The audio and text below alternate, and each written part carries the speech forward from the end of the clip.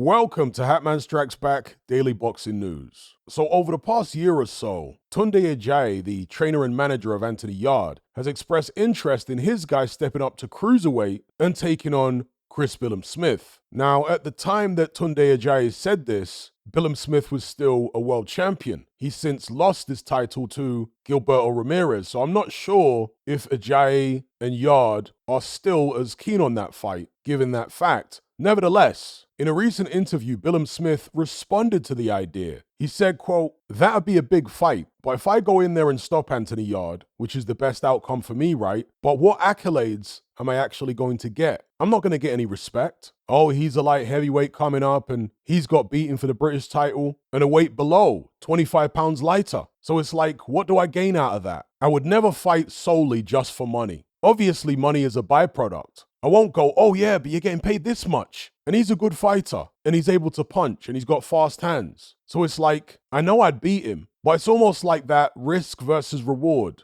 Like any fight, there's risk there, but I don't see what I can gain out of that fight. Personally, other than my stock will rise and all that stuff in terms of he brings eyes, people know him, that kind of thing. But I'm not going to get anything for stopping Anthony Yarde. I'm not going to get any praise. If I stopped him, it would be, oh, he was just a light heavyweight. He's going to stay down there. And if I stopped him in the 12th round, for example, which is after a really good fight, after 10, 11 rounds and stopping him, or I battered him for 12 rounds and win on points, then what do I gain out of that? If you have a tear up with him and it's a 50-50 fight and you win, he's only a light heavyweight. Either way, you can't win. I'm not going to win in that situation. All right, those are the words of Chris Billam-Smith, completely dismissing the idea of fighting Anthony Yarde. Now, I don't know how disappointed Anthony Yarde will be hearing that. Same goes for his trainer Tunde Ajayi. But what I can say is, it doesn't look like Yarde has a ton of options, contrary to what Tunde Ajayi keeps claiming. Yarde had a legal dispute with Frank Warren. He and Tunde claim that it's been resolved. Yarde's last fight was with boxer Ben Shalom. But given the fact that we've heard no news of any big fights being lined up for Anthony Yarde, then you have to wonder what's really going on. Is the legal issue with Warren actually still unresolved? And even if it is resolved, has Anthony Yarde been frozen out? There was all this talk of him fighting Joshua Buatsi, and after linking up with Boxer, you would have imagined that it would be the logical next step. But instead, Buatsi is fighting Callum Smith on a Riyadh season card, and Anthony Yarde is out in the cold, seemingly. Now, Yarde is still ranked highly by all four major sanctioning bodies at 175 pounds, in the top 5 to be precise, by all of them. So if, after the rematch between Artem Beterbiev and Dmitry Bivol, the belts become scattered, he might be in a position to fight for one of those vacant belts against somebody like a Conor Wallace, Michael Eifert, Albert Ramirez, or even the loser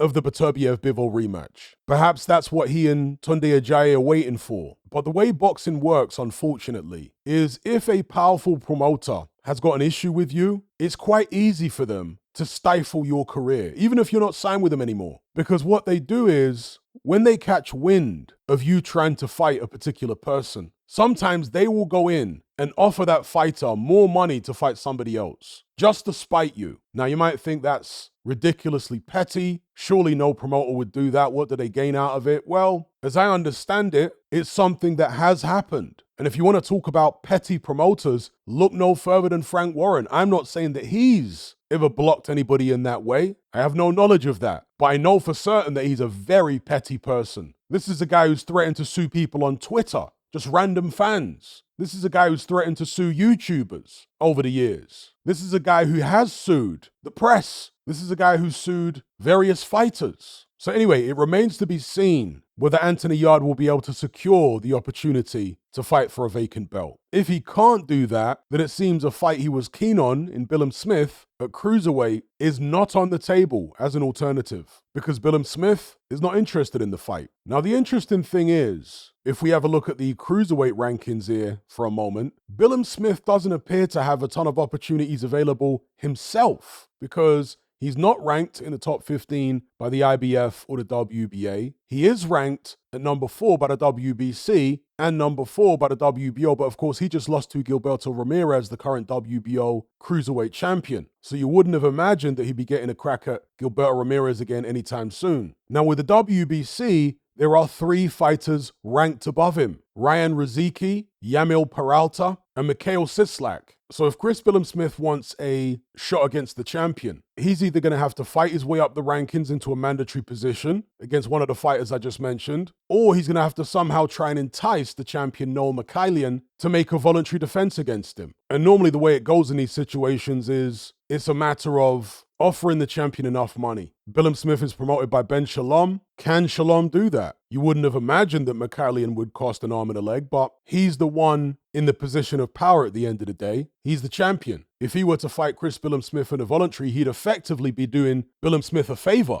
So Ben Shalom would have to make it attractive enough for him financially. If Billam-Smith cannot secure that opportunity, then at least from a commercial perspective, an Anthony Yarde fight would make a lot of sense, actually. The fact that Billam-Smith is not willing to entertain that fight, to me suggests that he actually sees Anthony Yarde as quite a dangerous opponent, despite anything he might have said to the contrary. Because literally, if he genuinely thought that it was a relatively straightforward, quote-unquote easy fight, I don't see why he wouldn't take it. Because again, it's a nice payday. But if he doesn't think it's an easy fight, if he thinks it's a dangerous fight, then as he said, maybe the risk-reward is not attractive enough. He said that if he were to beat Anthony Yarde, he would get no credit because Yarde lost in a British title fight in a weight division below. He's obviously referring to the first Lyndon Arthur fight. Yarde will be a guy moving up in weight, so he'd get no credit for beating a blown-up light heavyweight. But of course, Billam-Smith just fought a so-called blown-up light heavyweight in Gilberto Ramirez. Although, to be fair, Ramirez had a belt, so there was something to gain there for Chris Billam-Smith by way of status. But to sum up the way I see it, neither Chris Billam-Smith or Anthony Yarde have a ton of options right now. In which case, fighting each other might actually be one of the best options. Again, at least commercially. But what say you? Let me know what you think of this situation in the comment section below. Don't forget to like this video, share it, and subscribe if you haven't done so already. And by the way, if you'd like to hear a free 10-minute sample of my most recent topical podcast on Patreon, there's a link that you can click in the description below. The episode is about how to get over a breakup as a man. I've gotten great feedback on the episode. Several people who left comments on it seem to indicate that they're going through a difficult breakup right now. I'm an older guy in my mid-40s, been there, seen it, done it, bought the t-shirt 10 times over.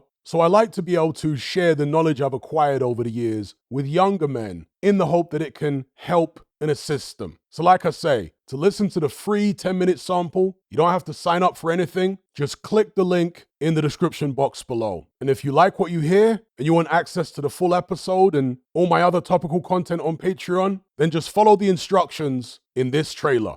Are you surrounded by mindless bots in human form who adhere to the norm and blindly conform? Who swallow all the mainstream BS and actually ridicule you for questioning things? Do you wish you had more free-thinking individuals in your life to network and converse with? Well, look no further. We're right here. Come and join the Brotherhood of Reason on Patreon. You'll gain access to my weekly topical content where we take deep dives on an endless variety of subjects, as well as my vast back catalogue of podcasts, videos, interviews, movie decodings, and my Confessions of a Nightclub Bouncer series. You'll also get to talk and network with myself and hundreds of other people in our members chat. You can enjoy all this via the Patreon app or on desktop and download all my podcasts in high-quality MP3. There's no contract, no commitment. You can cancel at any time, just like Netflix, but it's a hell of a lot cheaper. Just download the app from the Play Store or the App Store, or simply visit patreon.com on a web browser. Then head on over to my page and select the tier called the Brotherhood of Reason. All the links are in the description box below. And just a quick money-saving tip for Apple users. If you purchase your Patreon subscription on the desktop site or on Android, then you'll avoid the ridiculous 30% fee that Apple charges for purchases made on the iOS app. So if you're on iPhone or iPad, save yourself some money by buying your subscription on the actual Patreon website or on Android because it's a lot cheaper. Once you've made that initial purchase, you can then use the Patreon app on your iPhone or iPad thereafter to access and enjoy your content as normal.